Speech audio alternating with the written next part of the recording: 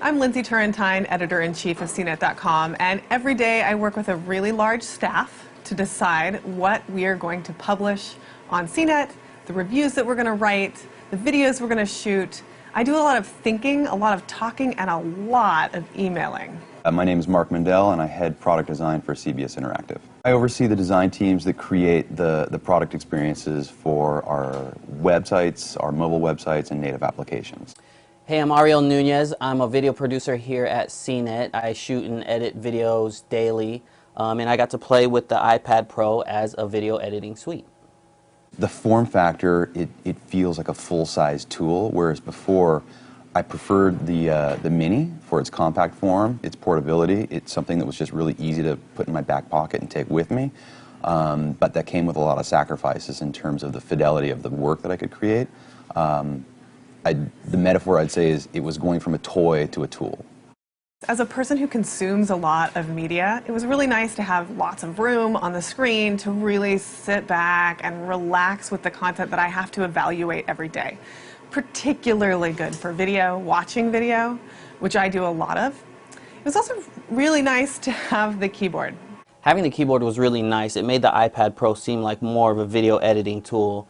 You could do things like hit the space bar for pause and play. You can also hit the arrows so you could scrub frame by frame, which could be a little bit hard if you're just scrubbing with your finger. And although it wasn't necessary, it was nice having the pencil to do edits like trimming, which might be hard to get pretty precise with your fingers, and also pulling up small menu items. It's got a great weight. I like it. It feels good in my hand.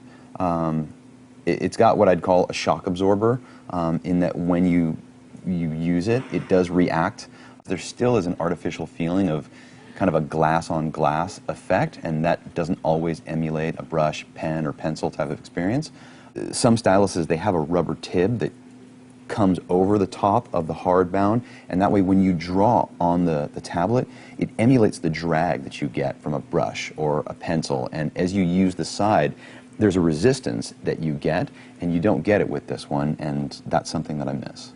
So it was really easy to pick up and figure out how to edit right away. I think anyone who has no experience could easily grab this and figure it out. I would recommend anyone new to video production to go ahead and look into this. You have all the tools you need to create a nice piece, and you can edit 4K.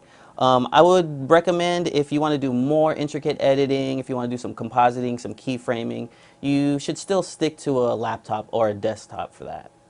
I don't know that I would run out and get it as a productivity tool. I think it's still something that I really love as a consumption device, but I think it takes it to a deeper level that is further than I thought, yet maybe not as far as it could go to replace my laptop.